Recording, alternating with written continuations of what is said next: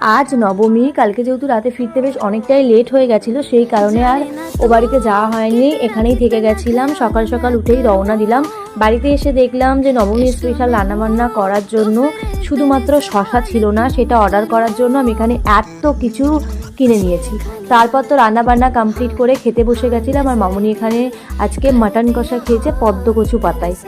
তারপর সন্ধ্যাবেলা রেডি সেডি হয়ে নিয়েছিলাম, যেহেতু এই কদিন একটা দিনও মিস করা যাবে না, প্রতিদিনই আমাদের বেরোতে হবে আর ঠাকুর দেখতে হবে। আজকে একটু সুন্দরভাবে অন্য রকম রেডি হওয়ার চেষ্টা করেছিলাম, আর একদম আমার মন মতো লুকও হয়েছিল। তারপর তো আমরা বেরিয়ে পড়েছিলাম। আর বাবা এই সারা রাস্তা যে কত মজা পায়, বাইক করে বেরোলে ও বেশ অনেক কিছু দেখতে পায়, ও ভীষণ খুশি হয়ে যায়। আমরা বেশ অনেকগুলোই ঠাকুর দেখেছিলাম, আর বিশ্বাস করো আজকে ঠাকুরগুলো ছিল সেরা। প্রত্যেকটা ঠাকুর এত সুন্দর, প্যান্ডেল থেকে শুরু করে সমস্ত কিছু জাস্ট অসাধারণ লেগেছে, বিশেষ করে এই ঠাকুরটা। চলো তোমাদের কেমন লাগলো